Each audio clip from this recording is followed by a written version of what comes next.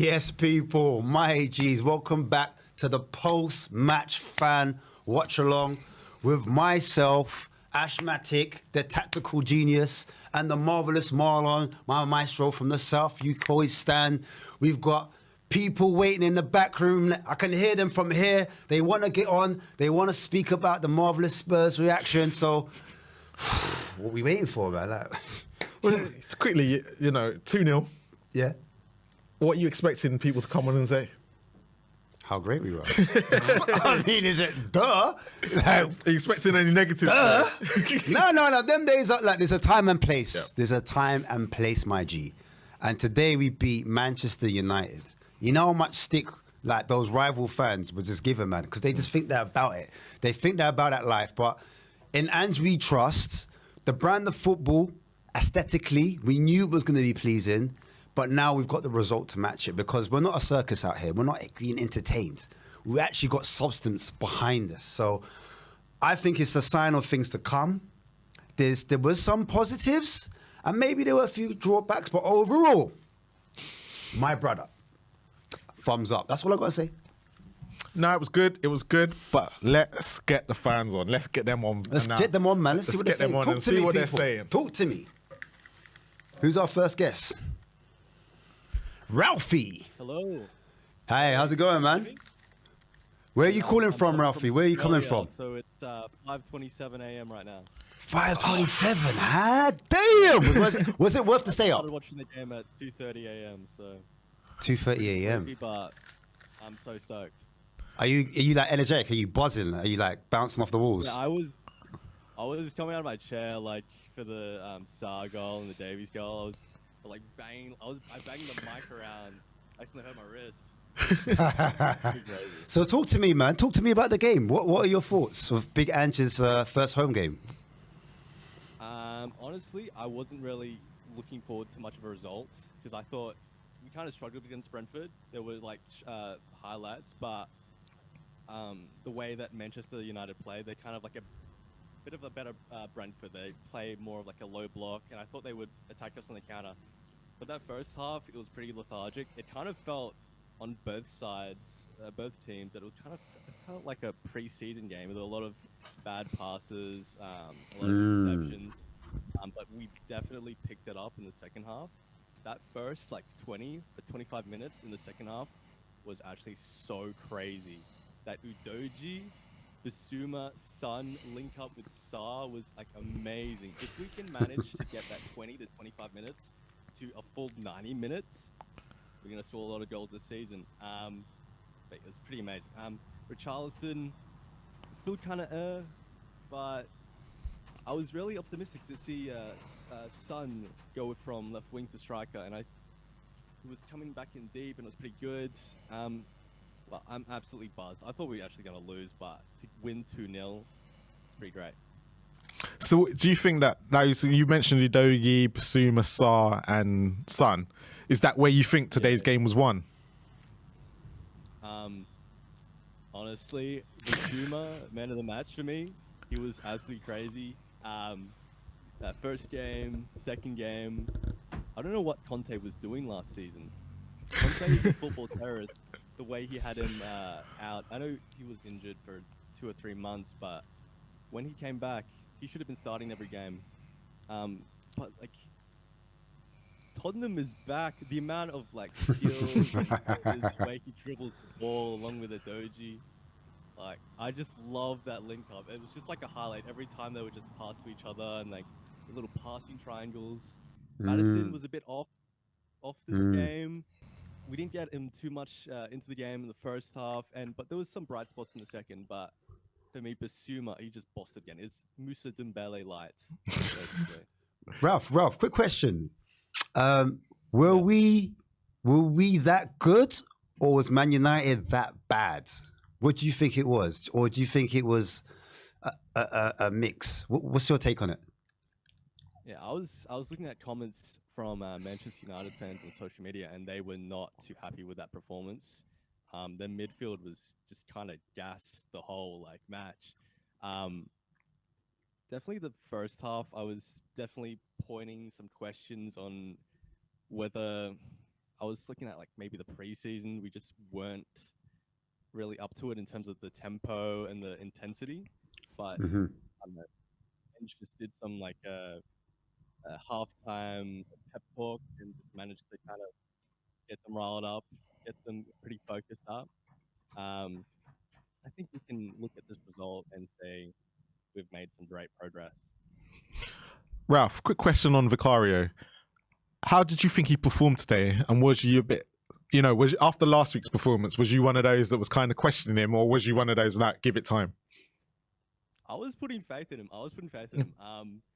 Every time like the camera would go to Vicario, you just see his face. He's kind of like crazy. He's like a crazy tall Italian lad. But I've seen his highlights from his previous club. I actually liked what I saw from the last game, but he looked immense this game. I'm definitely a lot more confident with him between the sticks, and I'm putting my full faith and confidence in it. There was so many like comments and naysayers I saw on social media, like putting him down, but I have my full confidence in him now after this performance. Ralphie, just a quick mention of the front three, if you don't mind. What do you make of them? What's your thoughts on our front three moving forward? Yeah, I don't know. Looking the first half, it kind of felt like there was kind of like three deserted like islands. They're kind of just it was just our defense and midfield for the first half. I would definitely want to see some changes. Like I don't want to. The thing is, I don't want to completely push out Richarlison's confidence to where you kind of drop him, but you might have to. I feel like starting Son up top might be a good shout for next game. Maybe try a little Solomon, try a little Perisic on the left wing. I think, honestly, this might be an underrated opinion, but I feel like we should be in the market for a new winger. Just maybe for some competition for the right wing. Give some competition for Kulu. Okay. So are you not happy with... who we should go for? Say it again, sorry. I'm just giving a little suggestion here, but Ansu Fati from Barcelona. Oh, right. Oh. Yeah, I might have to do a little show on them. If you guys don't know about Southview COYS, I look at a possible transfers that we're linked with, and I do like a video analysis on them. And he was someone I'm looking at, to be fair. So yeah, tune in, guys. Tune in. Every Tuesday we come in. So I might do after a post-match game after Fulham. I might throw a few transfers in as well. Rumours. Ralph, what did you make of Pedro Porro today? He came in for Real, who got a lot of stick last week for his defensive, display against Rico Henry. But what did you make of Porro? Was you worried at first when you saw him in the starting lineup? And has he now performed? Do you think his performance now deserves that he's going to start next week? Honestly, I saw it on Twitter that the starting lineup and Porro was in at right back, and I was like, immediately I thought like Rashford is just gonna like blaze through the right side, but thankfully Rashford was starting at striker. He wasn't going in between them. He actually really surprised me. He was pretty good defensively. There was some lapses. I think that chance for the Romero handball VAR thing was created by him.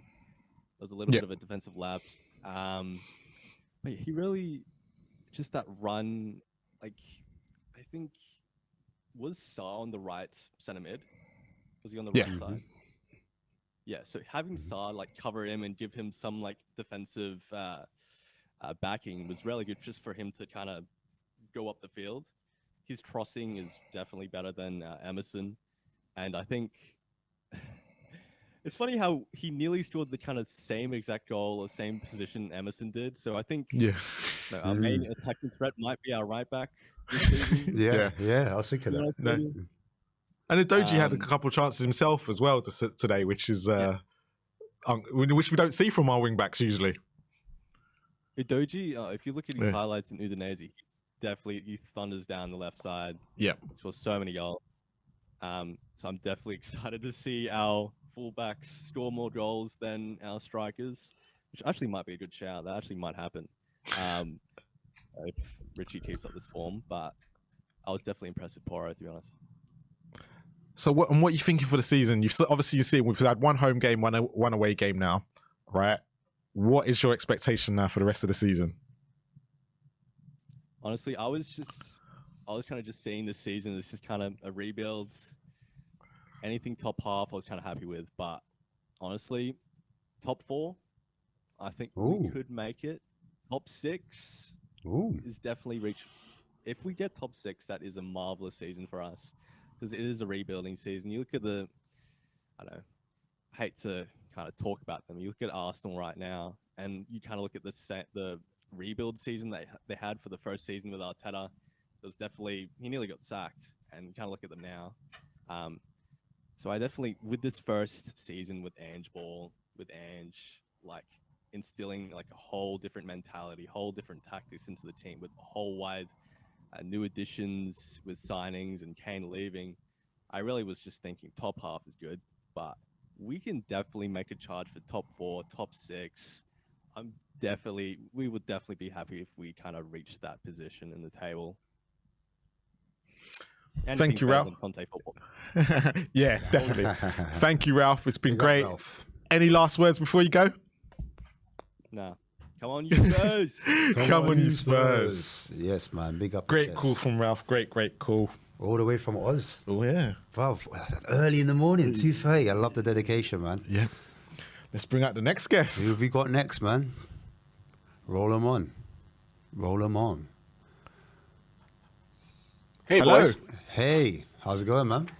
Coming here from New York City. New York. I am. Yeah.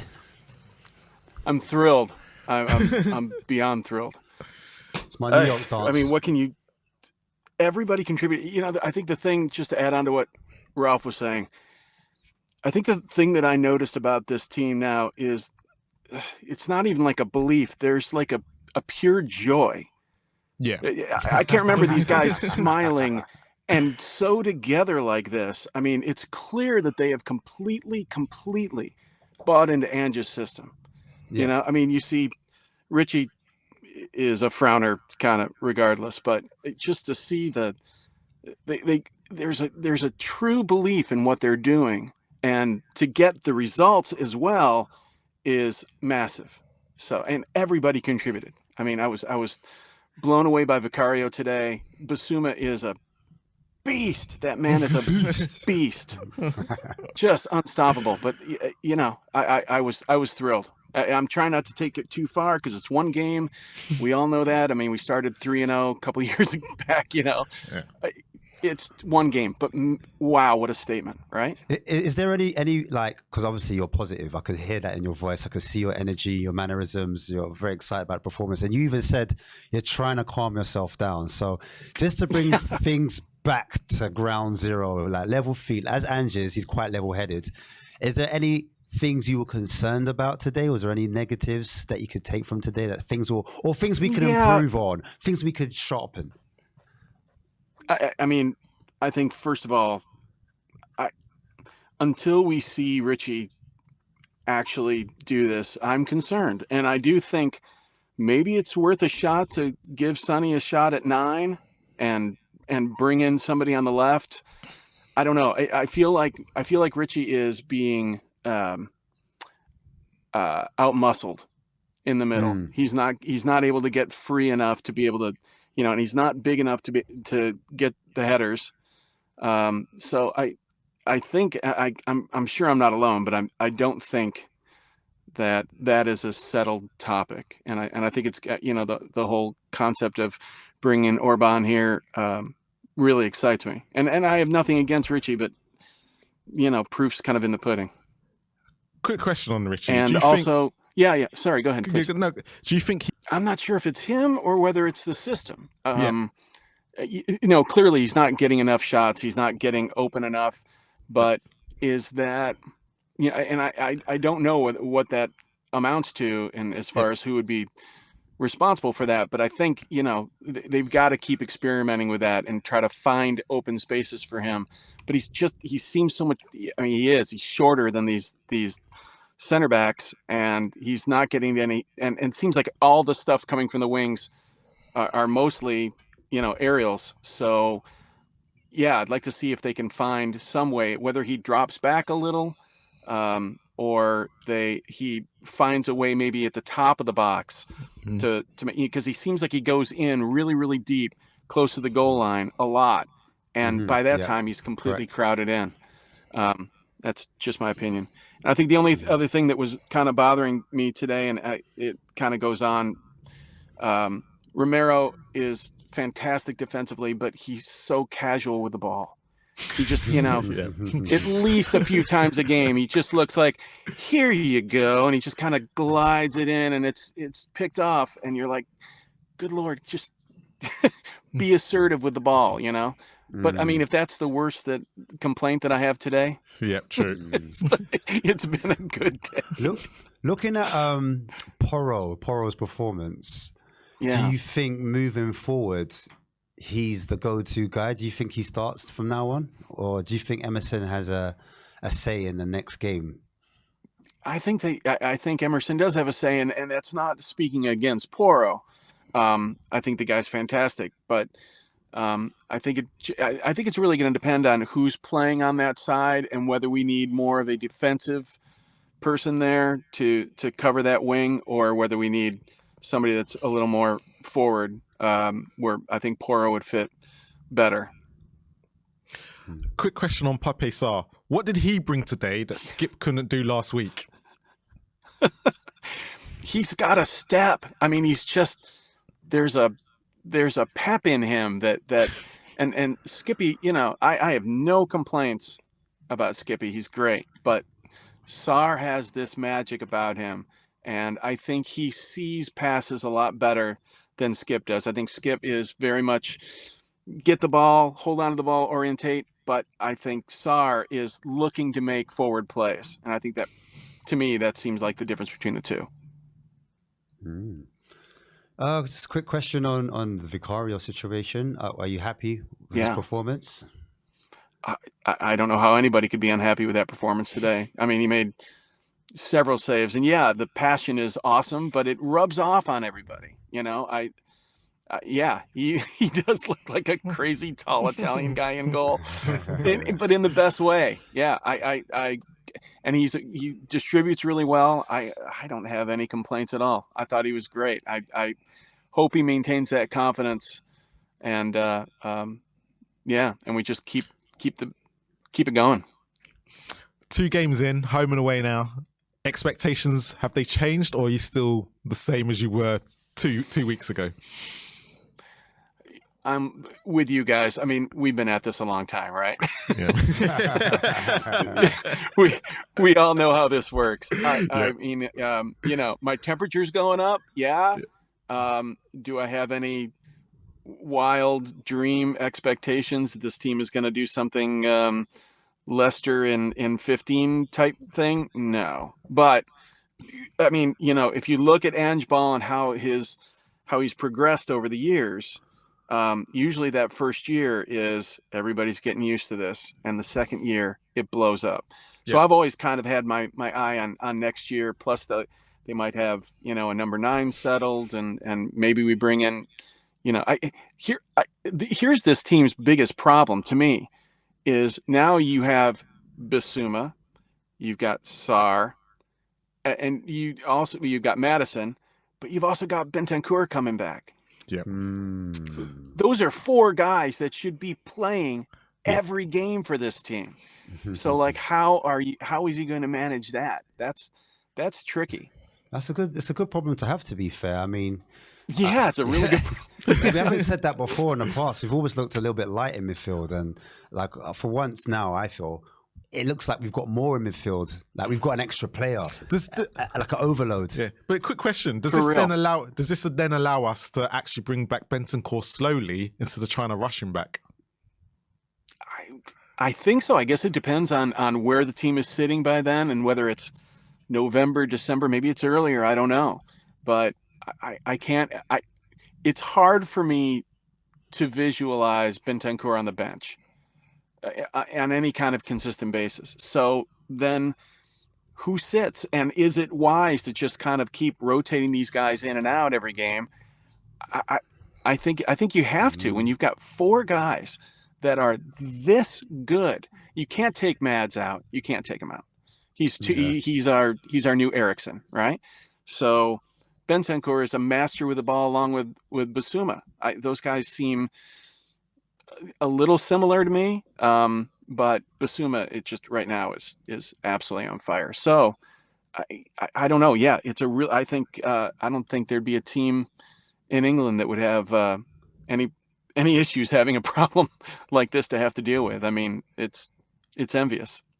What would you say has impressed you the most about Ange? Is there anything that's caught you by surprise, like with his team or his comments or his application, his substitutions today? You know, today he made a few substitutions in the 70th minute when we were 1-0 up.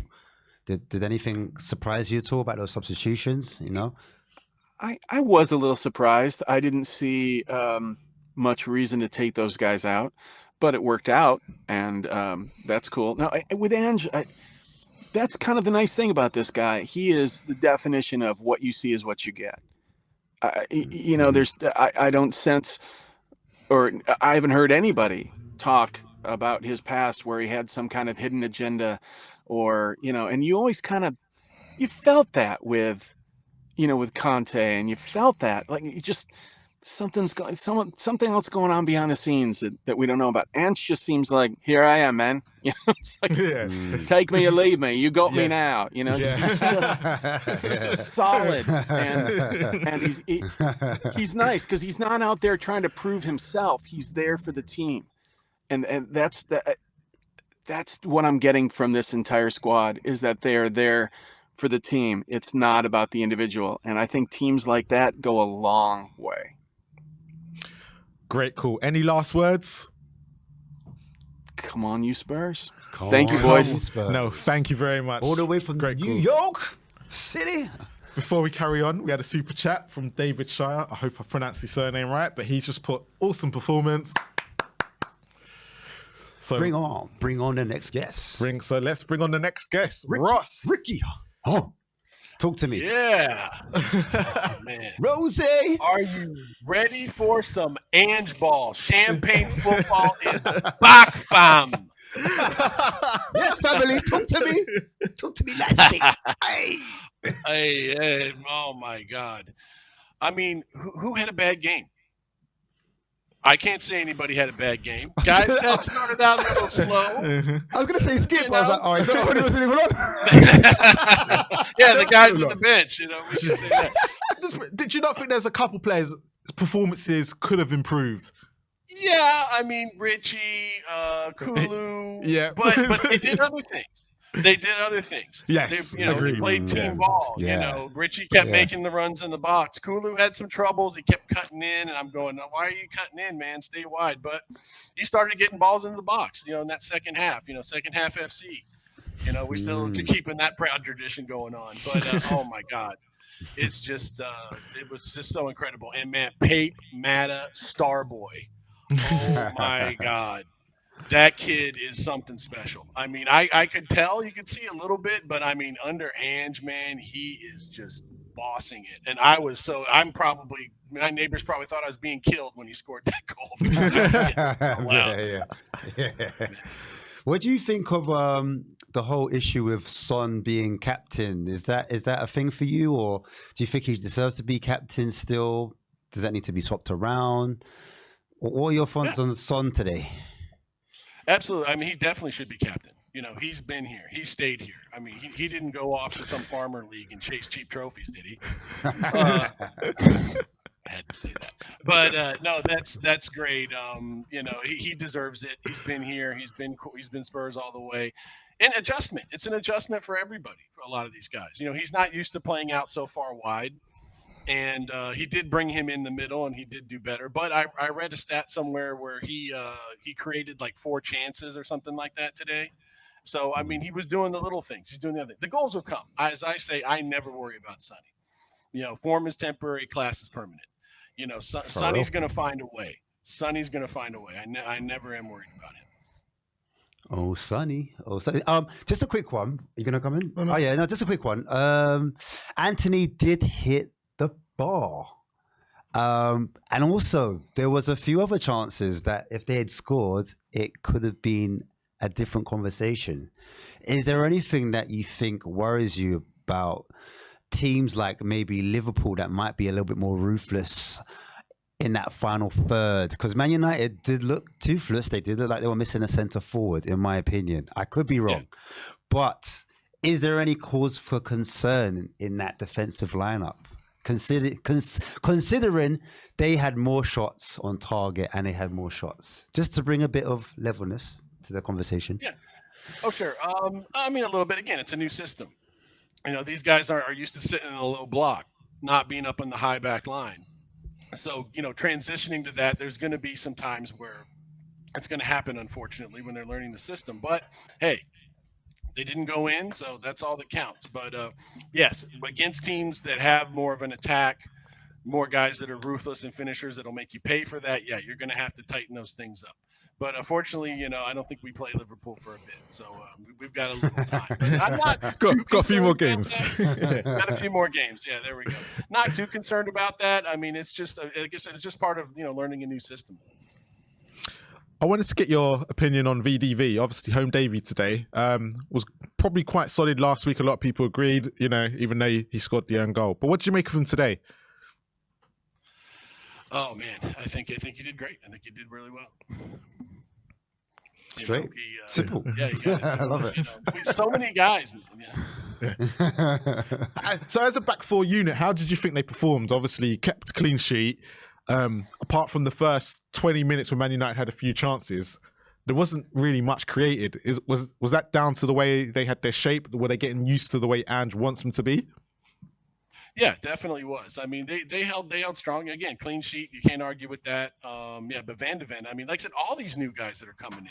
I mean, when's the last time we had new guys coming in that come right in and contribute right away? We're usually going, oh, what's up with this guy, that guy. And it's just nice to have a couple of center backs that we don't really worry about, not Turnstile Dyer in there and those guys like that. So it's great. No, I think they're coming along well. I think there's going to be some slips and trips along the way. But like I said, that's part of, learning a new system. Just a quick one. Controversial time. I'm going to throw out there, obviously, our boy, Big Papa, Matassa, done his thing, but the likes of Skip, kind of meaty. Do you keep or sell Oliver Skip? What do you do with him? Is he good enough for this Ange system? Is he wasting a space? Is he the weakest link? Talk to me, Ross. The weakest link. I think he's got a spot in the squad. I mean, he's a young guy. He's fully Spurs. Came up through the academy, homegrown. You love that. But we'll have to see. Time will tell. I mean, as a squad player, yeah, I think he can provide some depth in midfield. I mean, he hasn't been terrible, but again, like everyone else, he's adjusting. But we'll see. I mean, if it just shows that he just isn't really able to adapt and do it, then maybe we have to do that. But I think there's a spot for him. I do. Because look at all the teams that win cups. They all have depth. Your cities, your Liverpools. That you need that squad depth. So you're saying Skip's the depth that we need, right? Yeah, I would say at this stage, yes. It's still real early, I would think, to make a call on that. I respect it. Your comment is your comment. Your opinion is your opinion. I love it. Next game, who plays right back? Poro or Royale? Go. Ooh. I'm going to say, I don't know. I think, I could say, they both did well, and Poro, had a few miscues early on. Yeah, but I would honestly feel a little bit better with Royal in there because he is a better defender. But Poro can give us a lot going forward. I mean, he almost had that amazing shot, man. If that thing would have been a little lower, that would have been like Puskas Award candidate right there, man. I mean, bang of a shot. Yep. So, what's your expectations for the rest of the season, Ross? That's 2 games now. We've had 1 home, 1 away. Are your expectations still the same as 2 weeks ago, or are you starting to get a little bit excited? I'm starting to get. I'm getting a little bit excited. I mean, how can you not after that performance and after what we've had to go through? But we also have to keep it in perspective. We got a lot of football to play, a lot of long way to go. But we have some advantages like not being in Europe. We don't have that crowded fixture list anymore. We're not going to go play in some Soviet area stadium on a Thursday night. I think we might sneak into European football. I think if everything goes well, I would not be surprised at that. But again, we have to remember early days, new system, and it's not going to be real predictable right away. Any last words from you, Ross, before we let you go? Come on, you Spurs! Come on, you Spurs! It's my nickname. Great call from Ross. Great call, man. All the Big way yourself from up America. every time, each and every time. Got a regular next. A big one, big one. Guys, get ready, man. Yeah, I don't think we should bring him out. I think we should just leave him there hanging. Get ready for the excitement, lads, Yeah. because he's going to bring it. He's going to bring the energy. He's going to bring the force. Mate, if there's no energy from him, I'm going to be like, what's going on? Does he want Conte back? Because I remember he wanted Conte out. Yes. All right, let's bring him on, man. Bring him on. No other than Ariane. Talk to me, brother. What are you Oh telling my me? God! I don't think. Look, the football speaks for itself. I think I'm only here. I'm only here as the hype man. I'm a cheerleader. That's all I am, right? Dude, look. First of all, you mentioned Conte out. I don't want to talk about that man too much and his stupid fake hair, but I'm gonna just say that I think I've been proven right in wanting the progressive manager. The coaching makes a massive difference, and I think we all saw that today because today, last season we played United at home. And we were shambolic and we got picked apart and we looked like we had absolutely no identity, no way to go forward, toothless in front of goal. Maybe we had some half chances here and there. Today the roles were reversed completely. That was under Mason. Was it under Mason? No, we had one under Conte. Okay, well the one away was under Conte. Whatever. The stupid scuba kid. Point is, no, under Mason was one where Porro scored the goal, right? I was not talking about that one. I was talking about the other one. Oh, the away one. Yeah. Okay. Not at home. Whatever. Point is, we still got absolutely destroyed. All right. Let me have my moment. Damn, son. Let me have my moment, man. No, you're not having your moment. Go on, carry on. Point is, today we, especially in that second half, 45 minutes of pure sex. Right? Is that where he's going with this? Unadulterated. Right? That's absolutely incredible football. You have the midfield. Like, Conte should be investigated for some sort of form of prejudice. The fact that Skipberg was on the field when Sarr and Basuma were just on the bench. How do you do that as a manager? Today we have two of them absolutely brilliant in the midfield with Madison pulling the strings up top. I don't understand how Conte can see that and then go to Højbjerg and Skip stunk it up against Brentford, and then Højbjerg came on and almost made us concede that one goal. So I don't understand what he was thinking there. But forget about Conte. He's in the past. Let's talk about Ange. Carry on. I apologize for my co-host. Go on. Oh, I haven't seen you since then. That's why I thought I'd bring it up. No, but you know what? With all, let's talk real. Let's get real. Let's get real. Yeah, let's get on the Ange real for a second. Yeah, it's all good to laugh. It's good to banter. Yes, we won 2-0, but we have to admit, with this high line, as much chances as we've created today, as much as we scored 2-0, we are going to concede a hell of a lot of chances. Are we not? And we were last season. What's the difference? You know what I mean? Yeah. You look at a high line and you see most of the modern teams are playing with a high line, and there's pros and cons for both. Obviously, the pro here is that we play brilliant attacking front foot football, and we're always in their box. And the problem with it is that yes, you can get counterattack, but we first of all have the profile to deal with them. You have ridiculous pace, and people like Van de Ven and Udogie, and even Romero and Emerson and Porro are not slow either. They can cover behind. I mean, Rashford got beaten a foot race every time by Van de Ven, even after he nutmegged them. Yeah. Actual. I'm not necessarily worried about some kind of fast break because, yes, we will concede those, and we conceded some unfortunate goals against Brentford, and we could have conceded more that time, and even today they had some chances, like you mentioned. But the alternative to that is to sit back in our own half with our thumb up our ass until a deflected goal goes in, which happened how many times last season? So, I'm willing to make that trade-off, and we're still adapting to the system. And with the fact that we played 2 Premier League games, we took last season's probably easily third best team and washed them. right? Even though they do probably look worse this season than last season, we still completely watched them. We look like the team that had been having the coach for 2 years, and they look like they're still trying to figure out what they are, when it's the complete opposite. So you make that trade-off, and once this team gets into gear, this becomes their normal. We get maybe a couple more reinforcements in so we can rotate or whatever, especially next season we have more games. And once this system starts working like a well-oiled machine, it's not the repetitive system that can get found out like the Mourinho or Conte systems, because those systems were so good when they were good, but they're easy to predict. This is a system that's not based on chaining the players to certain roles and positions and all that. You can see Udogie was a left back. He's sometimes playing on the right wing, especially against Brentford when we had so much more of the ball. He was like in the right half space so much. When you have that kind of dynamism, it's so difficult to coach a team to play against. That's why the Arsenals and Man Cities, especially last year, and Brighton, who are kind of the lower team that are playing this kind of system, that's why they do so well, because it's so difficult to prepare for.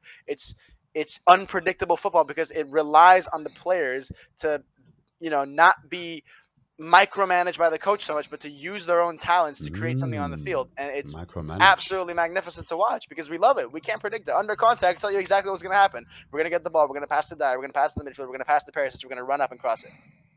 I can tell you every time, right? But I can't tell you what we're going to do every time with the ball here. And that's what's so beautiful about this. Okay, question, because you just mentioned something there. It's time for rebuilding, and not rebuilding, but just certain stuff. What gets Ange? What does Ange need right now to get us top 4? We're going to say top 4 and a trophy. What does he need anything more, or can he work with what he's got? What does he need to guarantee it? I would say an elite dribbling winger. I think that's the missing piece of the puzzle for me.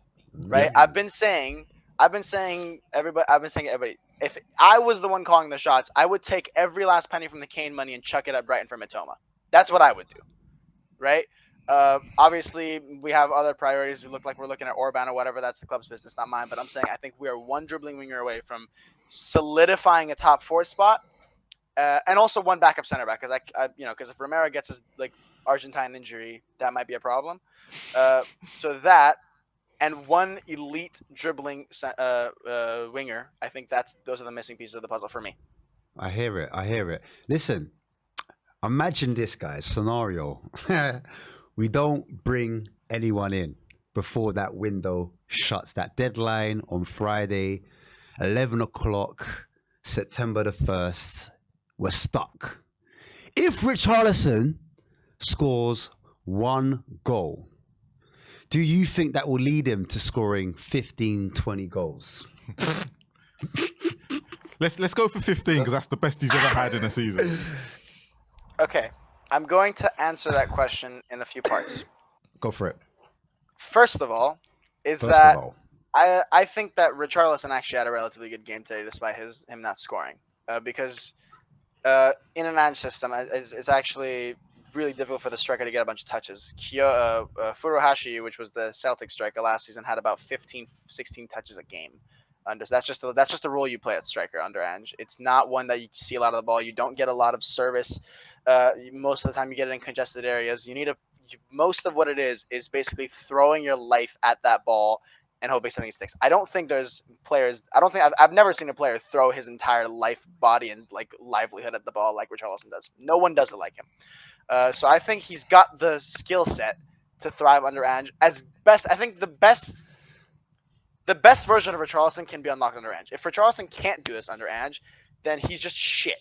But I don't think he's shit. I think he's shown in a Brazil shirt and an Everton shirt that there's a really good player in there. Because getting 13 goals or 15 goals, because I think it was 15 under Ancelotti and 13 under Lampard or whatever it was last season, where they survived barely by the skin of their teeth with Gordon and him. Getting 13 goals in a system like that is genuinely impressive, right? 13 goals at an Everton is not easy to do because you have players like Ivan Toney, who everyone raves about. He had 20 goals last season. He only had 14 away from the penalty spot. And he's playing in a really good Brentford side. And Richarlison took no penalties that year where he scored 13 goals. So there is a very good player there who can get you Premier League goals. And I think if he has a major confidence problem, and I think, yes, once he does solve that, especially against teams that give us a little bit more space, a little bit more freedom, maybe not so much like a Brentford or even a Man United, but if we play someone like a Burnley where they try to play on the front foot, I think that is one game where Richarlison can definitely get a goal. And if I were you guys, I would try and find the game where you think Richarlison can score a goal, and I would bet on him to score and to get booked because he's definitely taking his shirt off. Fair enough. Yeah. I was gonna say, it's an interesting one. If a Basuma somehow picks up a knock or an injury, what do we do? Is there a plan B if Basuma comes out the team? Because I heard, I don't know if it's true, that Maddison left on crutches. And obviously, if Maddison was to come out, you expect Lo Celso to come in. But for Basuma, if Basuma was to come out, how would you... it's just a rumor. Don't. I could be wrong, but I'm just saying. I'm throwing out the hypothetical here. Don't play with my heart like that. I saw him on I saw him googling it. Basuma, Maddison. Yeah, no, I'm looking. I'm just saying. If Basuma's out, what do we do? Is our team popped down? Is the midfield dynamic change? Like what happens? Sorry.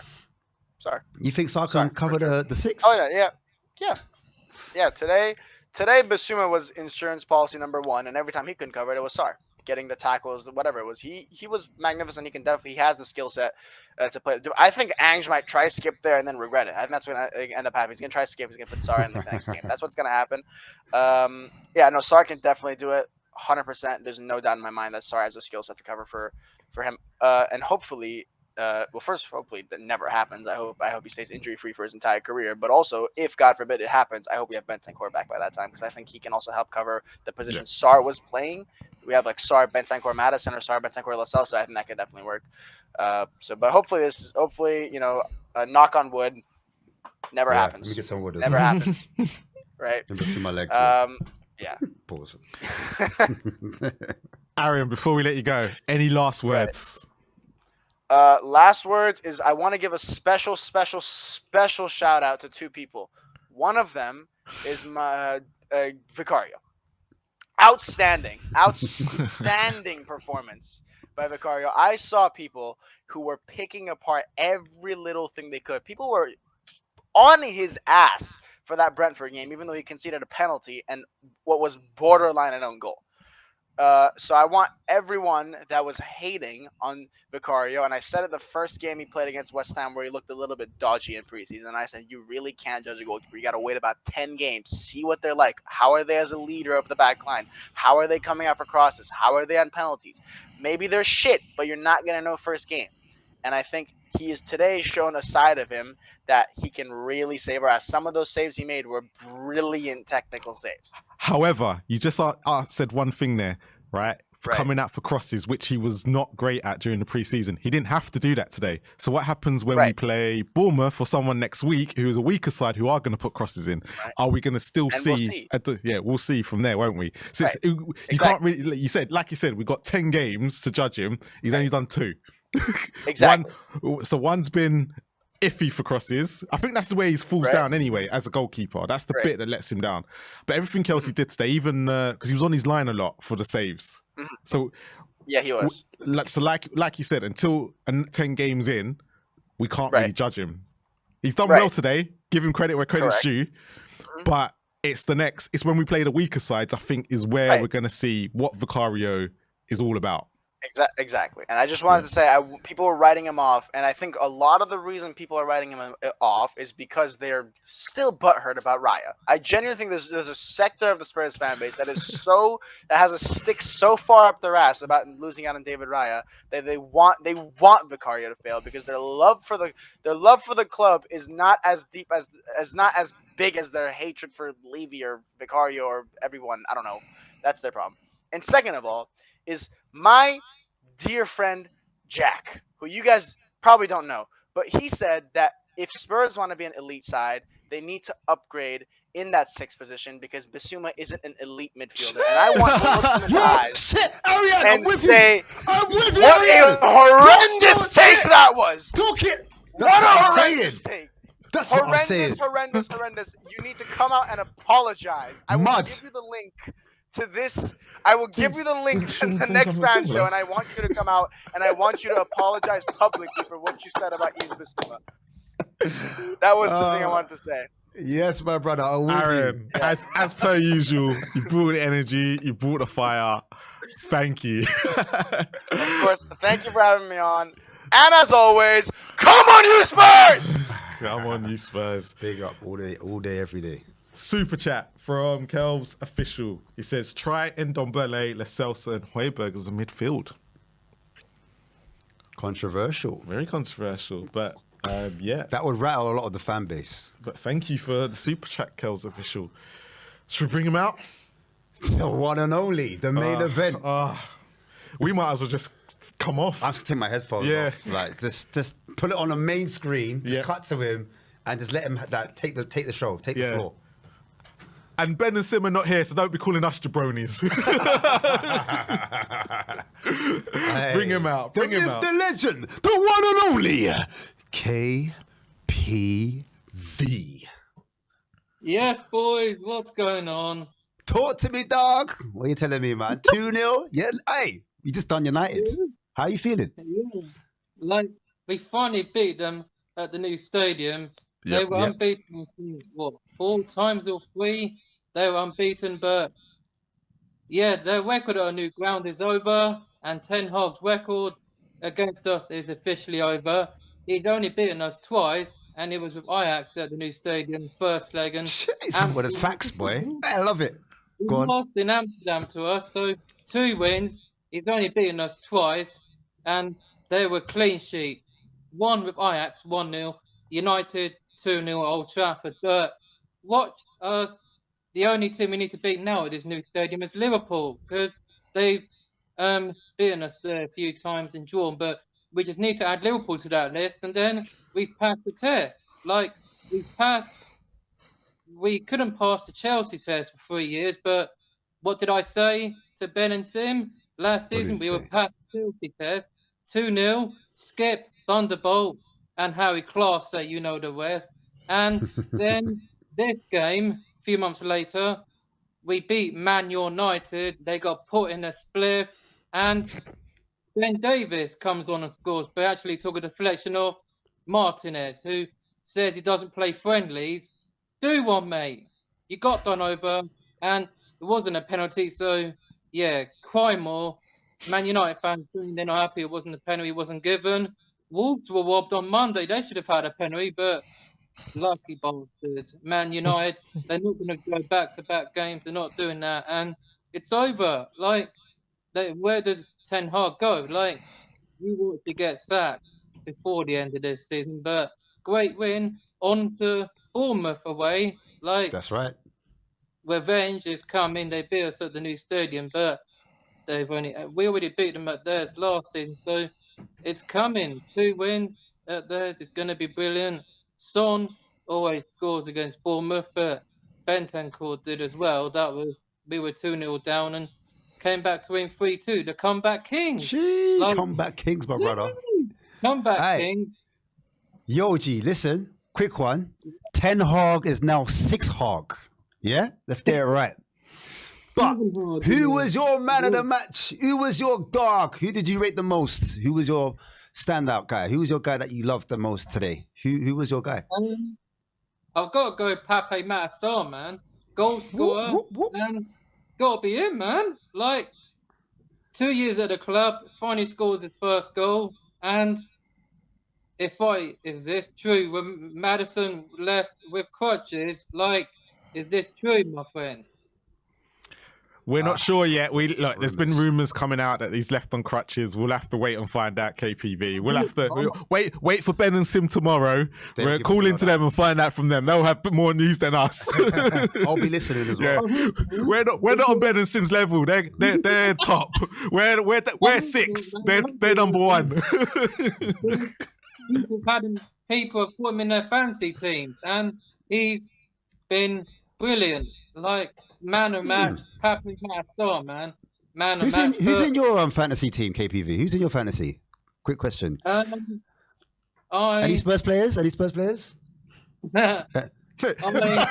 KPV, did you have Kane? No, not me, man. Someone who had Kane in their team.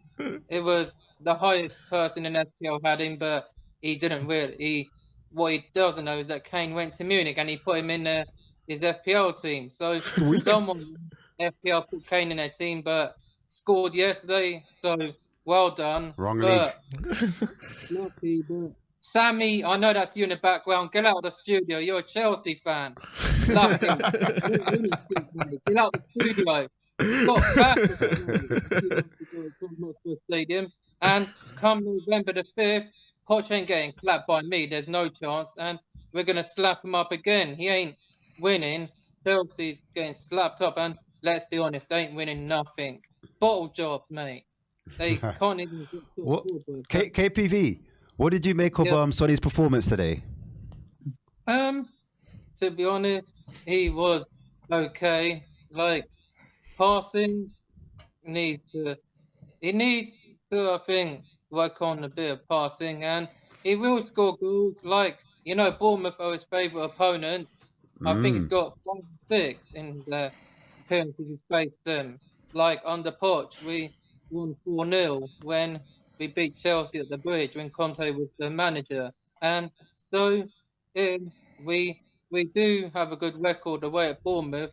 They've only beaten us once. That was when Son and Van Foyth got sent off. We lost 1-0. So, but anyway, Bournemouth next weekend, and then I think it's international break, and then we are Fulham afterwards. But the good news is Mitrovic is going Saudi Arabia, so we don't have to pull up with him again in the Prem, because we always beat him when he's a Newcastle, Fulham. But anyway, great win today. Roll on Bournemouth, and then Liverpool is just the only team we need to beat to add to that collection. Then we've beaten every Premier League champion at the new stadium. Arsenal would have been them 3 or 4 times the new ground, but it's not going to happen again this season. They got lucky last season, but not this time. Yeah, they're happy Kane's gone, but we have Son and Matt who can cause them problems. But Bentancur's coming back in November, I heard. Can't wait. But I think we can go the whole season unbeaten like they did. So we can't repeat. We can. And I have a feeling it could happen, and you never know, it might happen. But history will repeat itself, and we will become the second team in North London to do it. But they're not from North London; they're from South London. Them lot who played Palace on Monday, but we all know they're not North London; they're from South London. But I hear Kane's been nominated for Player of the Year award. I hear he's been nominated. Ex-Tottenham man. So he's brilliant win today, and now I'm just watching City Newcastle. So, and I think I might bring Maddison in, but we'll have to wait and see. If hopefully this isn't true, then who's going to be a great replacement for him in FPL? But we'll have to wait and see tomorrow. But anyway, it's coming home tomorrow, people. The Women's World Cup is coming home. We're European champions, and can we do what Spain did? They won the World Cup Euros, so let's do this. And I'll be at the front of that parade. Any last words, KPV? Any last words before we let you go? Last word is leave you out and they go in. My brother, I love KPV every time. So just going on to those quick rumours, it was Chris Cowlin apparently that put it out. We'll see. But we'll see. We've got a super chat from Joshua Lucking. It says Basuma is the new Moussa Dembele COYS and celebrating 1 year as a member. But let's bring out the next guest. Let's get it rolling. Rolling. Who we got?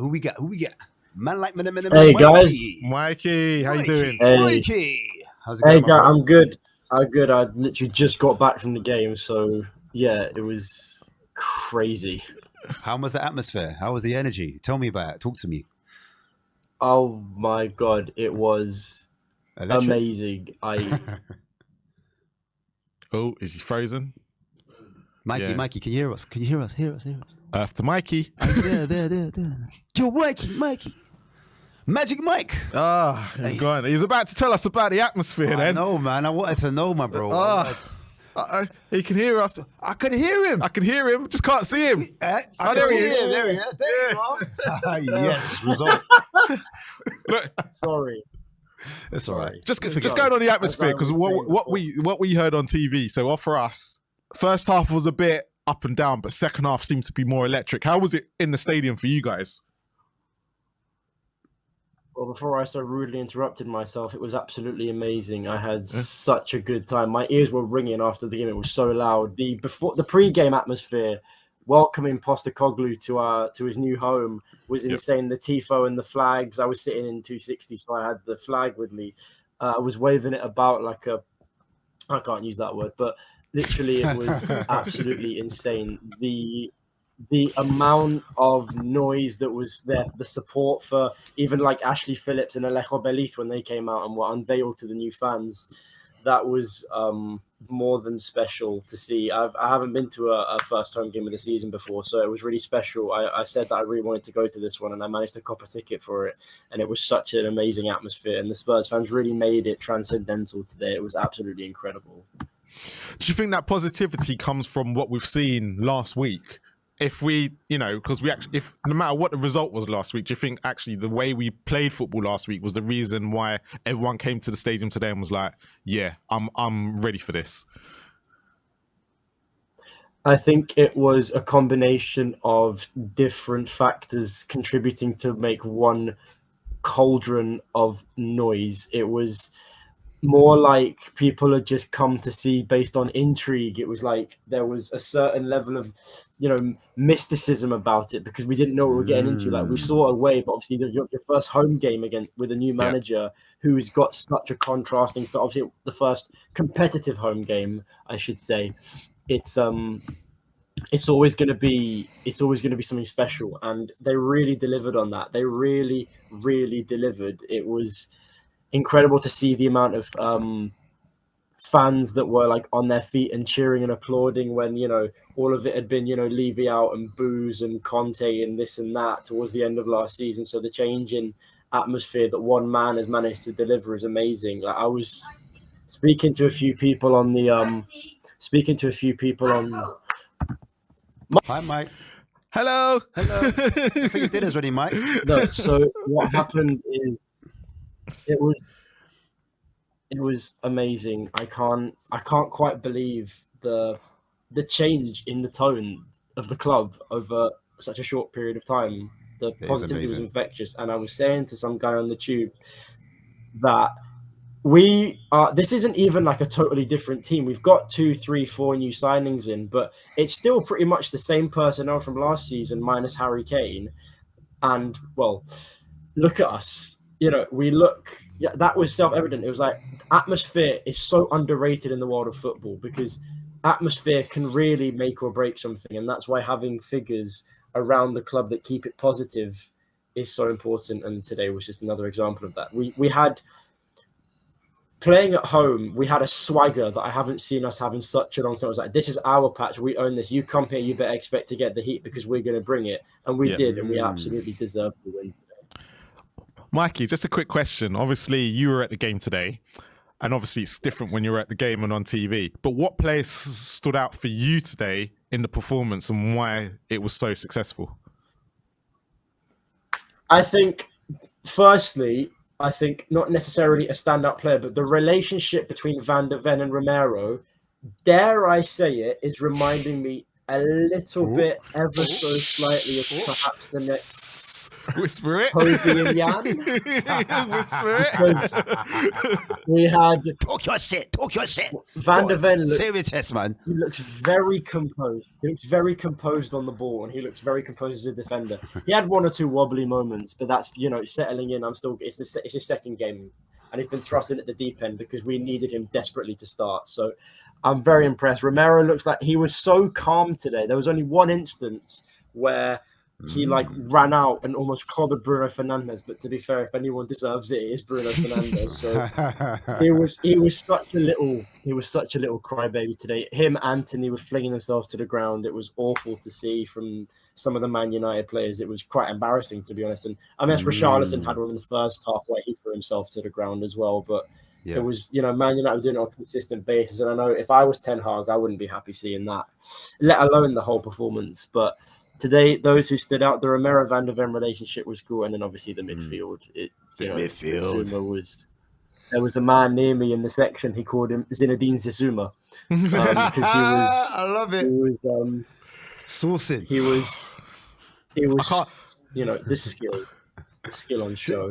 Just to add on to that, you love the midfield. Really Does do. Bentancur, after that performance, get into that midfield three? Talk to me, Mikey. Oh my days! No, that's gonna be too OP. That's too crazy. That's illegal. What's this?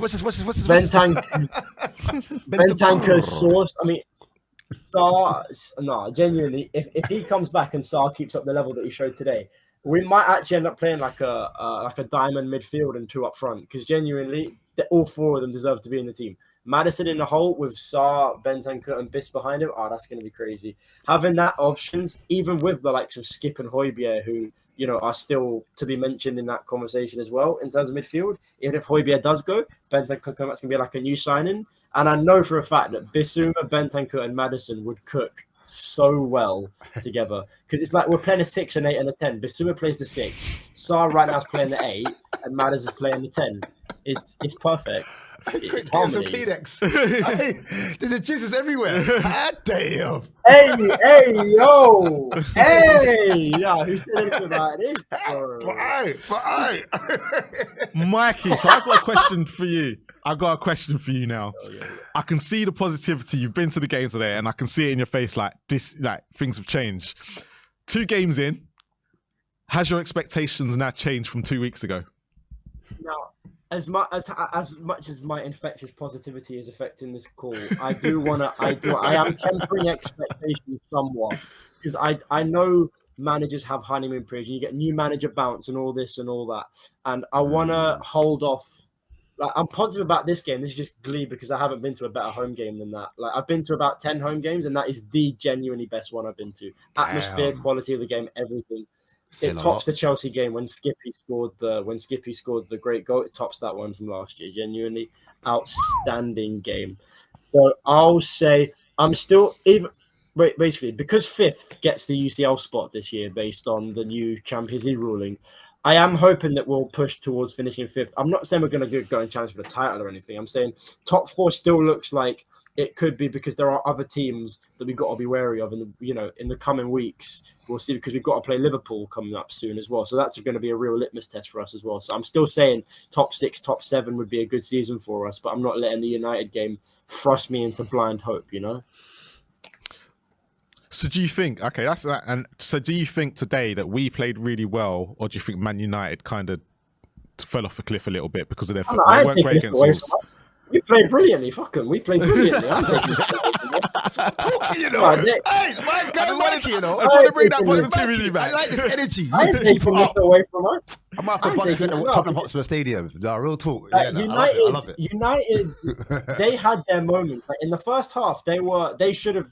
If one team was going to go in at half time with a lead, it should have been them, because they had the better chances. But over the course of the whole night, the course of the whole night, that victory belongs to only one team, and we're playing Lily White. Come on, Mikey, Kulu, talk to me. What's your thoughts, Kulu? Now, this is the one thing I was saying before the live stream went up, because I was on the way home and I came on and then I had to come off and come back on. I was saying to the people in the chat originally that I thought Kulu was. He just looks like, I know he didn't get the assist for Sarr's goal. I'm not sure if he was credited with it because it was his ball win, but it came off the defender. I don't see it with him. It looks like something's not right. I think 10 players on the pitch today, 9. I think, Richard, Son looked like, out of our front 3, Son looked like the most creative. He was very, very good today, Son, in his wide forward role. But Richarlison's obviously, he was pressuring, but in terms of his attacking stats, it ain't great. But it just looks like there's something wrong. I'm not sure what it is, because I think teams have sussed out. He likes to cut back onto his left. And the most memorable thing it is when he actually went round on his right and we ended up getting a goal out of it. Every time. Every time. He needs confidence to go round his man and not try and cut back onto his stronger foot. But I think teams are starting to suss him out. So that's my jump in the thing. market, right wingers needed, or Solomon works. If we had, I It is still for Mikey, think you're right. there are more pressing areas, because if we get an injury to Romero or Van de Ven, it's a long day for us at the back. So I still think a third centre back and a number 9 should be our two kind of focuses if we are going to bring in any more players. I think we should try and go for Gift Orban, and maybe give them Ndombele as a free gift, and see what inroads we can make in terms of a centre back. Because I still think centre back, if one of Romero or Van de Ven gets injured, I'm not happy with Dyer, Sanchez, Tanganga, or Ben Davis coming in to play regular. Mikey, Dyer wasn't even in the actual team at all. He was missing. That's for good. The second game in a row. That's good. That is good. Ashley Phillips might have more of a say than Dyer at this stage. Do you know what I mean? With the 4-1 win against Newcastle earlier. Quick question, because you just mentioned someone there about getting minutes, and that was Ben Davis. What did you make of him when he came on? I think Postecoglou subs were very reminiscent of. He's a lot of people have said he's gung ho, constant attacking, and I'm like, I don't think that's exactly how it is. It looked like he was preparing for game management very well. He brings on Højbjerg for Sarr, who's more of a Sarr's a number 8, Højbjerg's a 6. He brings on Ben Davis for Udogie as a more defensive. He brings on Perisic instead of Richarlison. Putting Son up front, giving Perisic, who's definitely a little bit more defensively sound than our front two. So it was game management from him. It was game management. So he's not just this attacking. He's also quite pragmatic, and I think that kind of. Out of all of our mediocre defenders, I think Ben Davis is the one who should stay, because he can cover for left centre back. He's good cover at left back for a defensive option, and I just really think I like him. He's not like Eric Dyer or Tanganga, who I think should go. I've actually had my opinion changed on Sanchez a bit. I think he's a good defender. He's just got no awareness, or he's got no awareness or concentration. Like the one against Brentford, he gave away the free kick. He was good in his tackles. He was really good in his blocks and his physical stuff, but it's just awareness. He was dawdling on the ball, gives away a free kick, and we end up conceding. It's just his awareness is what lets him down. So out of Dyer, Sanchez, and Tanganga, the holy trinity, if you will, I don't want any of them in the club. If I had to keep one, it would be Davinson Sanchez, I guess, or Japhet Tanganga, but not Eric Dyer. Not Eric Dyer, that's for sure. Mikey said he wants to stay and fight for the place, but the manager said, "No, nope, no, you're not. No." Any last words before we let you go? If any fans who were at the game are watching this, you made the atmosphere absolutely amazing and genuinely one of the best home games I've been to. I see Ben giving me the thumbs up on that message, so that's really sick. So yeah, I think that's genuinely a one of the most memorable experiences I've had in recent years, and it was absolutely amazing. And come on, you Spurs, let's take the momentum into it, because we've got a nice little Burnley, Bournemouth, Fulham, Sheffield United coming up. So I hope we can get at least 7 out of 9 and through to the next round of the cup as well. So let's see how it goes. That's one day at a time. One day at a time, as they say. Big yourself, Mikey. Big yourself up, bro. Thank you. Love as always. Well, do we bring out the special guest next, or should we just leave him in the wings? Boy, the owner. Yeah, CEO. Oh, we better get prim and proper now, innit? Start having fun back there. Yeah, put the blazer on. Bring him out, Benjamin. You better put your tie up to your top button. You know what I mean? What's going on over here? Sorry, boss. Right, Sorry. That's like Alan Sugar. Sounds like the Apprentice. Guys, your voice sounds like it's gone. Marlon. Hey. Ange Ball has landed. People. Ange Ball is Here we are. Talk your shit. Talk to me, Ben, man. Bro, what an atmosphere in that stadium today. The fans couldn't have given Ange a better welcome, with the tifo, with the drums, with the non-stop singing throughout. It was an unbelievable atmosphere, reminiscent of that Arsenal game a couple of years ago when we donked them 3-0. And you know what? Look, let's start with the real truths, because the first half, I thought we were struggling in that first half, and we could have gone in at half-time probably trailing 1-2. And I think we were probably lucky at half-time not to be trailing. So what I want to say, though, I got an apology to make. Vicario. Ooh. Vicario. I was not familiar with your game. Bro, what a performance from him today. No, Yeah, no, yeah, fully yeah. deserved. Fully deserved today. Great. Couple good saves as well, and there's one that was offside that Yeah, impressed me. he made a great When save. Rashford was offside and he hit it and he got down to his left hand post. Yep. I kind of like that one, but Vicario, I'm with it. But I think second half, we just blew them away, man. They just did not know how to handle us. Bissouma and Sarr in the middle bossed that game. Absolutely bossed it. And especially, I was blown away by Pape Matar today, man. I mean, every time Man United looked to have a small little breakaway, he was there putting in those sliding challenges. Yeah. He did such a good work for the team and gets a goal as well. I mean, it's like I was saying to Sim during the game today, like him and Skip, I mean, they're just worlds apart, in my opinion. I think Pape Matar is going to be an absolute star for us. What were you not saying that during the game? Hey, my broski, what do you think that's down to? Do you think that's down to the coach? Do you think it's down to like just playing him? Like, what do you think that's down to? That he had such an amazing performance and he's really picked it up with, like, he's hit the ground running almost. Yeah, I mean, look, you cast your mind back to last season when we played that Milan game and he put in an absolute masterclass. Him and Skip, to be fair, both put in masterclasses that game. And I think Skip was the one that took the mantle after that and was playing week in, week out. And I always felt like, why hasn't Sarr got given the opportunity after that game? Because he was absolutely unbelievable. And I think it's vindicated today. And I think it showed like maybe Sarr should have played the first game. I think he's got the shirt now and he's well and truly deserves it. And I think he's got such ability, man. He's got the ability to explode into like some crazy Premier League central midfielder. I really believe that. He's still young. He's still so young. So we still got to give him time. He's still going to have his off games. But that performance today, man, it absolutely blew me away. It really did. Ben, what did you make of Porro coming in for Royale? Because obviously a lot of people said he was at fault for all that. First, it was second goal, but what did you make of Porro's going forward and defensively today? I thought Porro, I mean, I was the one saying, oh, God, we're going to struggle with Garnacho down his side and blah, blah, blah. And he was nervy early on. And, you know, there was a few mistakes creeping in there. But I thought Porro grew and grew in the game as the game wore on. He was contributing going forward defensively as well. I thought he was much better than anyone thought he would be. So, I mean, look, I got to give my big ups to Pedro Porro because a lot of people were kind of worried with him in the team. But I thought he stood up to the challenge, and I actually think he potentially offered us more in this game than Emerson offered us in the last game. So who'd you start next week? I'm going Pedro Porro. Pedro Porro. Nick, if you're listening, you heard him. Boy, what do you think about this whole Maddison rumor? And like, are you worried at all that he left the stadium on crutches? Bro, before we get into that, James Maddison, man, what a football player he is. You just can't get the ball off him. I didn't realize, how good at dribbling he actually is. He's wicked at dribbling. He's the done. He's crazy.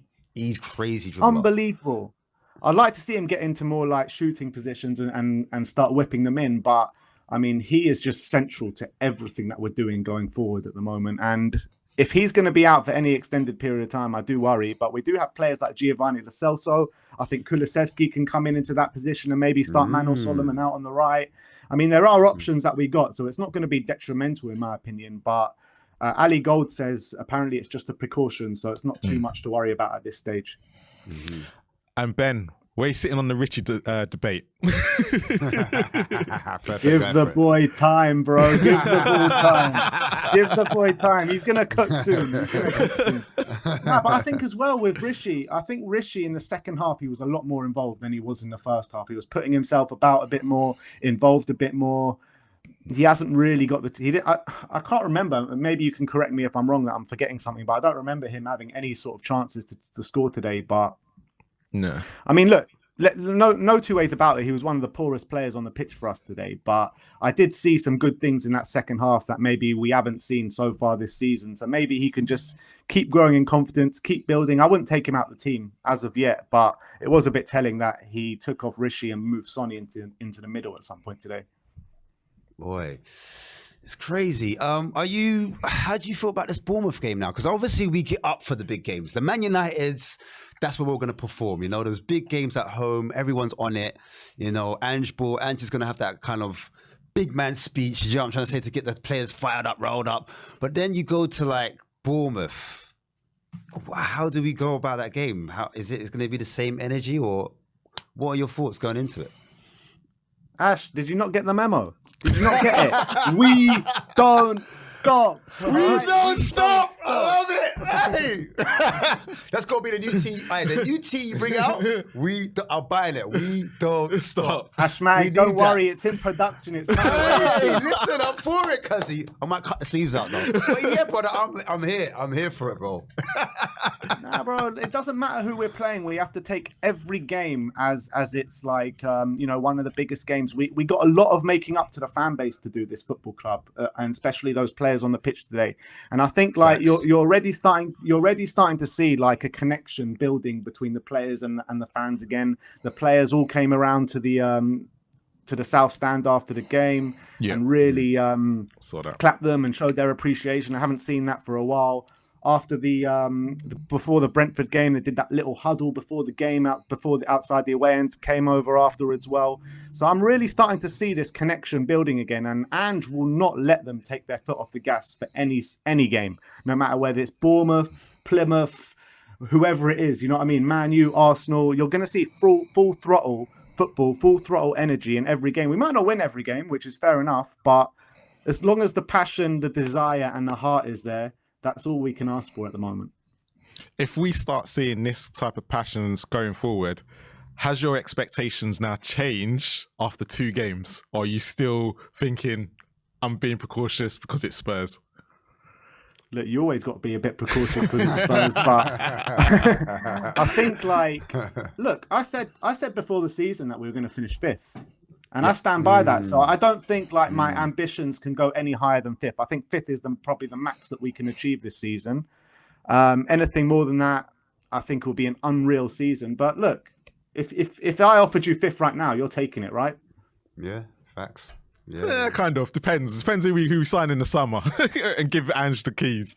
I think that for me. What, Marlon? You going for the title? You going for the title, Marlon? What do you want? Hey, this is interesting, you know. Yeah, let me look. Where I'm sitting with it is look. I want the club. Look, I'm fully behind Ange, and I've said it for a couple of weeks, right? And I want the club to trust him.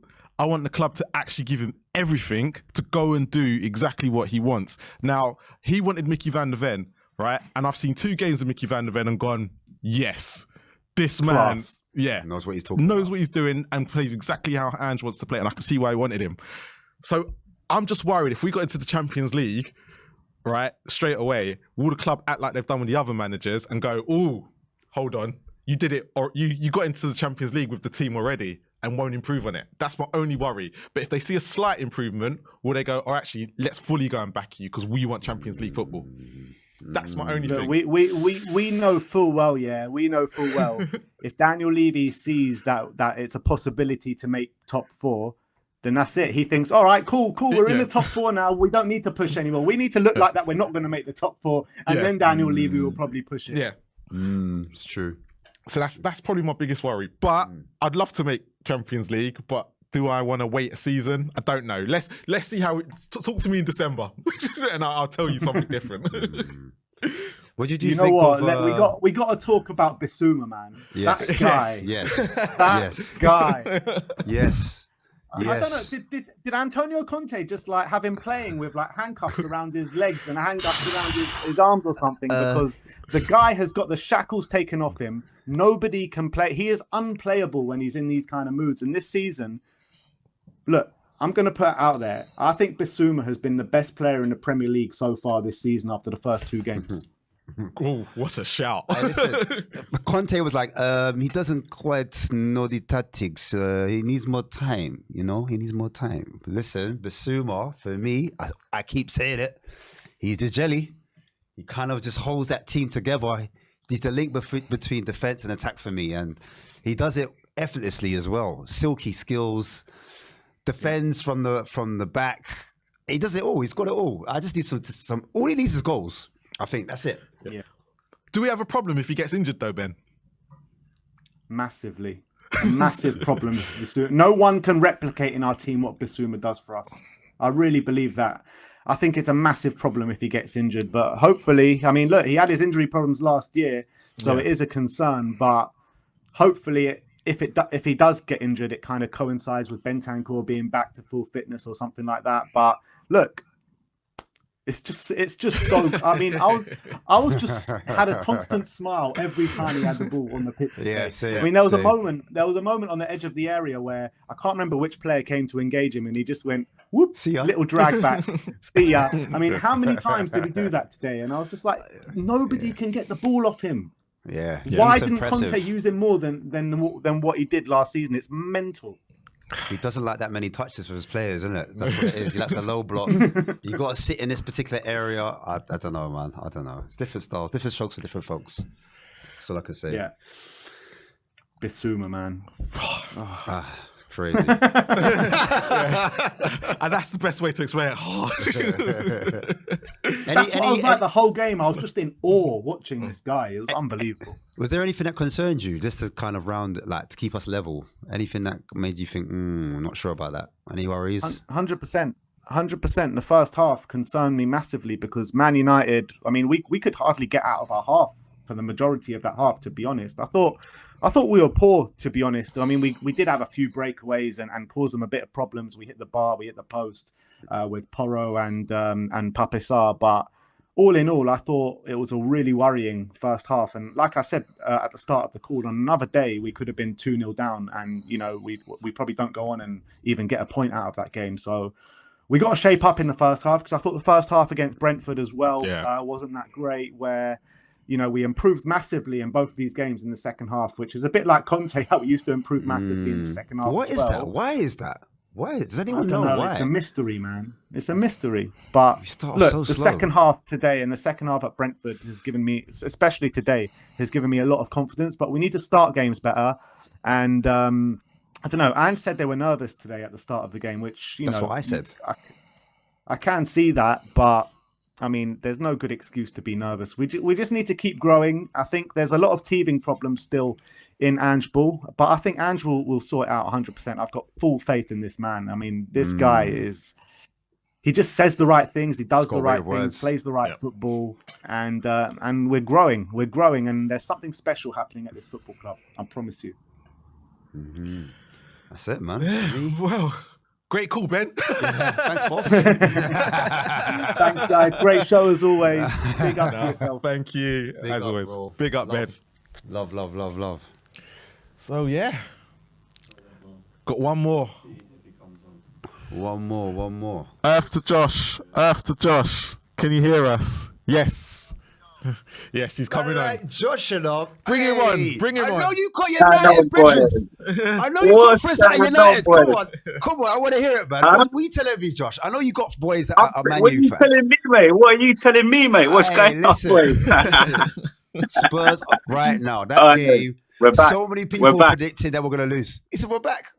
He said, we're back, baby. We're back, man. We're back. We used to have the back against the walls, and now we're back, man. You know what I'm saying? So we're back, man. For now, man.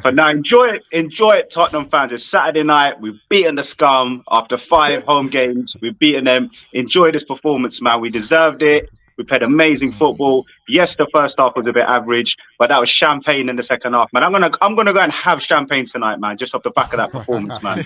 We were brilliant. Jeez. So what stood out for you the most today? Whose performances stood out and you went, yes, this is Spurs for me? Basuma's just taken the bits. He's taking the bits. He's taking the bits. I don't want to say. He's taking the bits, mate. He's taking the bits at the moment. That guy is making, honestly, he's just terrorizing, you know, every opponent at the moment. You know, obviously he's only been 2 games in, but no one can handle him. They can't get the ball off him. His ball carrying is reminding me of Musa Dembele. His progressive passing, his running back, his tackling. Do you know what? He should be vice captain. He's got a shout for vice captain at the moment, the way he's leading with example. So that's a future leader we've got at the moment there with Bissouma, you know. And the big clubs are going to be watching this, sniffing, you know, the Real Madrids of the world. But that's the kind of performance he's putting in. I'll tell you what, if he does that in the Champions League, obviously, thank God for us, we're not in it this year. But if he's to do that in the Champions League, he's gonna create massive attention. But for now, let's enjoy Bissouma, man, because last season Bissouma he just looked not happy. You know, he just wasn't interested. I don't think under Conte, he wasn't a happy player. So God knows what that says about Conte. You know, on the basis that only a few months ago the same player, couldn't get in the first 11. So what does that say about Ryan Mason and Conte and the old management? It's not good. But yeah, for us, great, man. I mean, look, Kulusevski put a shift in down the right. The only worry is when Kulusevski gets down the right, he needs to use his right foot and whip that ball in. He likes to cut back. We've talked about this a lot. He likes to shift it on his, pull it back and then whip it in, which is great. That's a weapon. Use that, but he needs to start using his right foot a bit more, swinging that ball in. And the same with Sonny as well. When he goes down the left, he sometimes cuts back, and that breaks down the move. It allows your opposition to get their players back. So I want Sonny to just bomb it down the left and whip it in. But I don't know if Sonny's that player, to be honest, lads. He's not really going to do that. I think Solomon's probably going to do that, or Perisic. But for me, Sonny needs to do that a bit more down the left. Just a quick one, and I'll let you come in after. But we've seen a few players come in now for the 2 games. We've seen your skips. Obviously, Sarr started today. Solomon got a run out today as well. Perisic. We've seen quite a few players come in. We haven't seen Lesotho yet. Do we need to give him a chance? Do we need to give him a go at some point? Would you feature him? I think the preseason he had was brilliant. There was some good chances he created in those preseason games. The boy's got quality.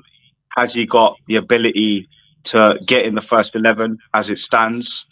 That first 11 picks itself for the next game. You can argue Emerson maybe coming in as a right back. Udogie picks himself. The 2 centre backs pick themselves. Gio needs to ask himself, does he want to be a part of a Tottenham team that he might not play in? And if he's happy to do that, I keep him. But this comes down to character. And I think Ange will have to have that conversation. He's probably had it with him. Look, if you're going to be here, you're not going to be a first 11 player. So don't kick off. I don't want bad apples. I want everyone pulling in that one direction. So if he's happy to be a sub on and off, then I would keep him. But if he wants to play first team football, then we don't want a bad apple, because there's been question marks over his attitude. And I'd rather get that 30, 40 mil or whatever he's worth in today's market and invest it in another player or another position. But it's whether he wants to be a bench player. If he's happy to be on the bench, I'll keep him, because I think he's got quality to come on. And when we get to that Christmas period where there's a lot of games in the cup competitions, when Maddison starts to tire, if Madders gets an injury, we're going to get injuries, man. That's part and parcel of football. Every team gets injuries. So we have to think of a Tottenham Hotspur that's injured and then look at the bench. And the likes of Gio would be great for me to come off the bench. What did you make of Vicario today? There's been a lot of questions asked about him, but what did you make of his performance? A good performance. I'll give him a 7.5. I think Neville on commentary on Sky was saying he's flapping his legs around, going for the photo finish, making a meal of it. But I mean, look, man, every time he was called into question today, he answered. His distribution was okay. And we saw a couple of times when Onana just, with a couple of them kicks, picked out his man. I think on the left, I don't know if it was Rashford. I'd love to see a bit more of that from Vicario, a bit more better distribution. But you know what? He's young, he's new, he's been thrown in as a number 1 keeper. Listen, most keepers, they go to a keeper of his age becomes a number 2, then a number 1. He's just been thrown into a big club, in front of 60K. And I think he's handled himself well. He's shouting at players. I'm seeing leadership. Again, another future leader there, possibly. And, Buffon was speaking highly of him in Italy. A lot of players have been speaking highly of him. Not in the EPL, but abroad in Italy. So I think today he did himself credit. Against Brentford, he had an okay game, a couple of dodgy moments.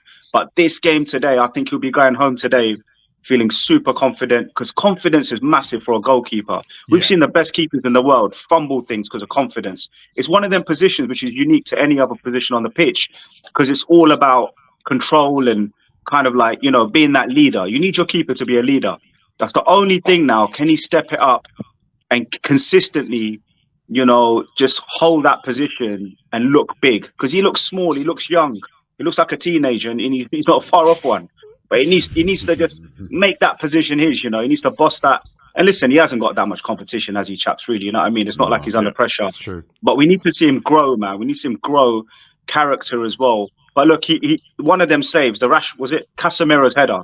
That would have been, that was a good save, man. I mean, look, in the Premier League, most keepers should be saving that because it's kind of in front of you, right? It's more or less your space. But he still had to adjust his feet and quickly tip that over the bar, you know. So if that had gone in, people would have gone, great header, Casemiro. So I think he had a great game. I think everyone, you know, there weren't really any poor performances, were there? I mean, I think Mickey in the beginning struggled with Rashford.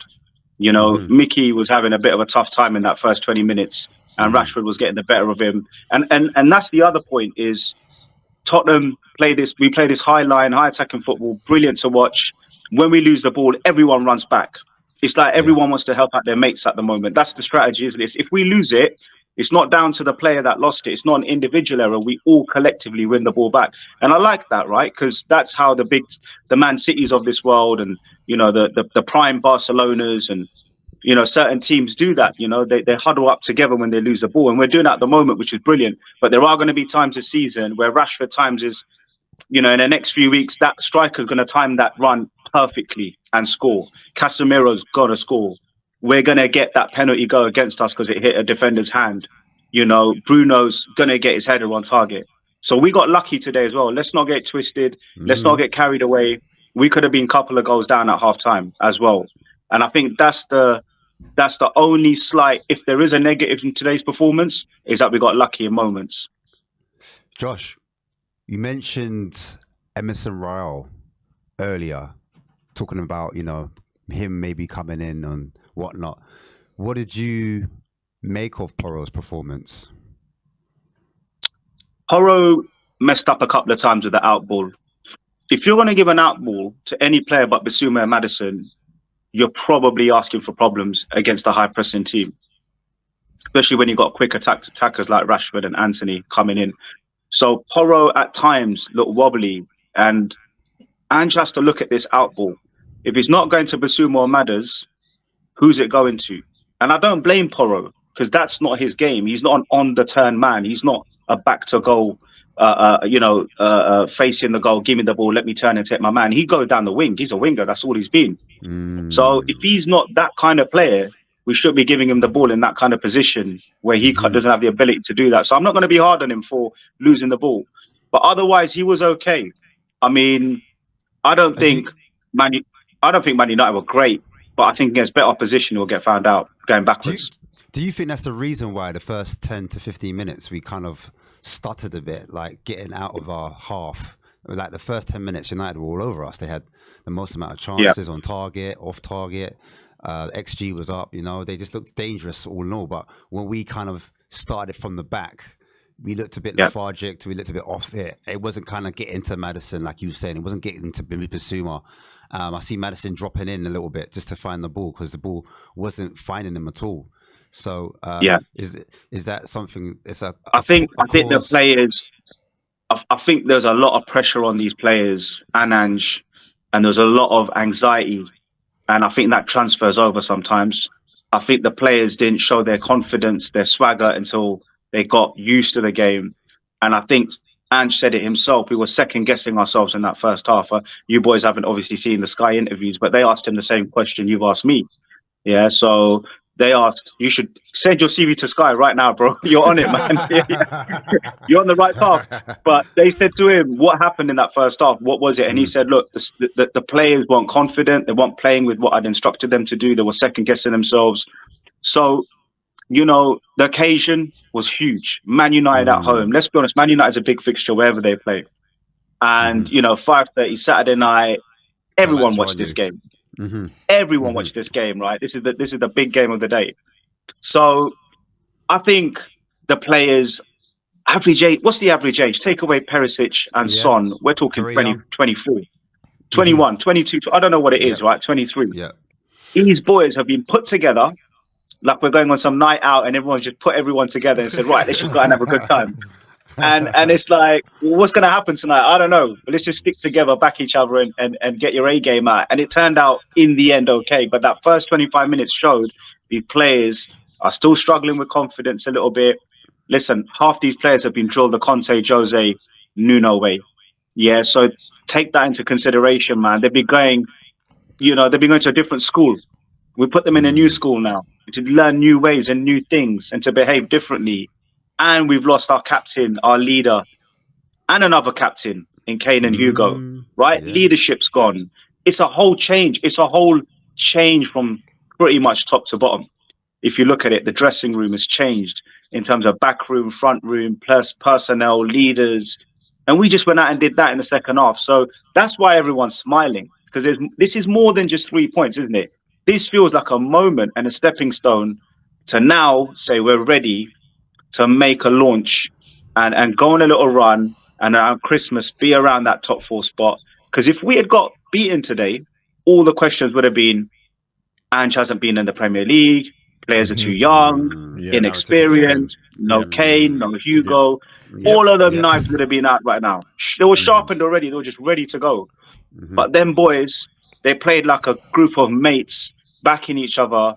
And that first half is the only worry. The occasion, the hesitancy, second guessing themselves, lack of confidence. But you know that second half, I'd rather win a second half and the game than win the first half and win the game, because you leave with a high.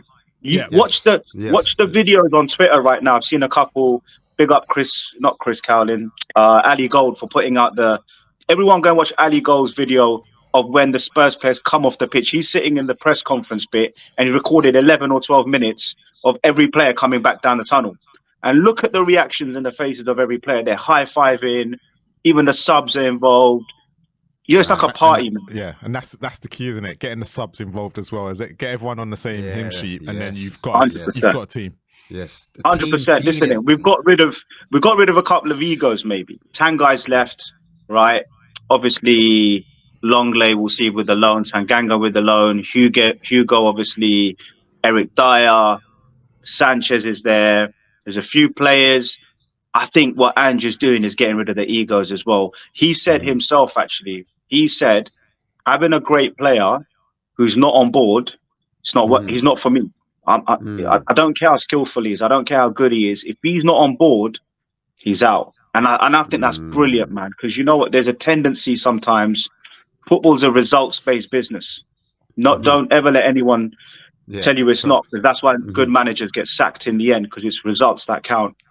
But Ange is not letting any of these players, regardless of skill, by the looks of it, he's not letting any of these players be a part of this project. So Tottenham fans, we might suffer with results. We might suffer a little bit with counter-attacks and the Rashfords and Brunos and Casemiros putting the ball away. But I'd rather we suffer now and be putting teams away come sort of Christmas. And that is the legacy and the future that we want at this club. We don't want to be a counter-attacking team all the time. We don't want to be a low block team all the time. Yes, in the Champions League, you might do a low block to grind out a 1-0. Of course, you might do that against Man City, like you're going to get ripped. But 85% of the time, Spurs, the club, the stature, and now the squad we're building, and hopefully more backing from the top, we should be up there playing the football that the Scum play, Man City play, Liverpool's Klopp played. That's where we should be at, man. And finally, we can see a bit of light at the end of the tunnel. Because 12 months ago, there was no light, man. It was dark and it was dead. Any last words, Josh, before we let you go? Nah, everyone watched the highlights of you two celebrating the goals, man. I saw the first one. That death took a pounding, man. I don't know how many kilos. Man, that laptop was bouncing around. Them walls were shaking. Honestly, man, I don't know.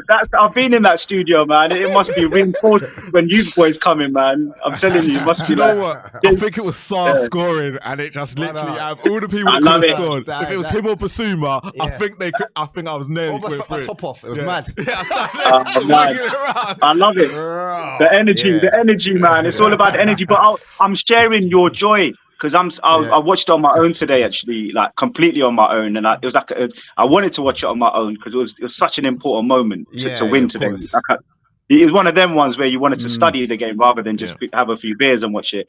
And I had you lot on and I do this most games. I had you lot on commentary, and then I had Sky on mute. And when we scored that goal, you got me out my sofa. So, when we scored, I was like, okay, 1-0. I want 3. I don't want 1. I don't even want 2. But you got me out, mate. I was punching. Like, I was like, yeah, come on, let's have it. And then obviously, got back down again, back to normal. But yeah, man, big up you two, man. Wicked pair, wicked cheers, combination. No, And thanks, Josh. hopefully Ben and Sim sign you up for some future games, man. I really enjoyed it, man. So big up everyone, like the channel, subscribe, join. I don't know what it is, a $5 a month. Anyone who's not spending a $5 a month on this channel, you're mad, you're crazy. Go in the community section, hit the link, join it. These boys, they'll promote it. You might think, yeah, they're promoting it because their channel. Well, I'm telling you as a subscriber and just an unbiased view, spend the money, get your views on, and support the channel, man. Big up. We are Tottenham TV, Ben, Sim, and everyone else. Couldn't say better myself. All right, lad. And big up your channels, man. Whatever they are, I've forgotten the name. Southview COYS. Southview COYS. Oh, yeah, big up my channel, man. I'm forgetting my own channel, man. Spurs Debate TV, people. Right, Spurs Debate Debate TV, man. Come on, guys. Don't forget me in the process, man. Spurs Debate TV. Come on, lads. Come on. Wicked. 3 points. Top 4, baby. Let's go. Next up, I think we've got Bournemouth away. Bash them up. I think we've got a little easy run coming, haven't we, lads? We've got a few nice fixtures. Yeah. There's no easy game in the Premiership. I'll just add that. I love it. Bournemouth, Fulham, Burnley, Sheffield United. Yeah. Come on. That's 12 points there, mate. What are you on about, mate? Come on, man. That's 12 points, man. I love it. I'm for it. It's your back. That's a straight 2-year ban on the license, mate. That's 12 points, man. Let's get them. Come on. I love it. Oh, get shit. Let's go. All right, lads. Big up. Enjoy your night. Big up. See you later, Josh. Brilliant. So yes, match reaction done. That was a great last call. Yeah, great last call. Yeah, better than Ben. Are we allowed to say that? Was in trouble as always. Yeah. Sorry, boss. You might get docked some wages there. No, there was a super chat before we go. Matt Card, member for 24 months. Love the performance today. We are back, baby. We are back. I love it. I love it. Any final words, Marlon? Make sure you check out the We Are Tottenham TV website. I think it's www.weareTottenhamTV.co.uk. So make sure you check that out. That's new, and all the latest content's going to be found on there. As Josh said, become a member. There's 2 memberships. Make sure you can come in and do these call-in shows. If you're not subscribed to Ben and Sim, why the hell not are you not subscribed to Ben and Sim as well? Yeah. It's a brilliant channel they've got, and they allow us to come on and actually do the watch-alongs as well. But they should be back tomorrow. Yes, for the match review. I'll be tuning in. And I've also put a link to our show in the chat. If you want to find us, View from the South Stand TV, hit that subscribe button on us as well. We do some content. We've got a lot of splinters because we sit on the fence, but we also have the arguments and debates. And you find me and Ash on a Tuesday on there doing our thing. We got match reaction. We've got other shows on there as well. Tune into the ones you got. Yeah. Ash? No, nothing, man. I just say, what a game. And it was about time, fans can come together after all the noise and everything that's going on outside. We can actually now focus on the football, and we can unite, and for once we can be happy and positive about something, which is our team, the club that we love. Come on, you Spurs. And hopefully Sonny lifting a trophy. That'll be a nice one. But now, as always, please like, subscribe and comment, and as always, come on you Spurs.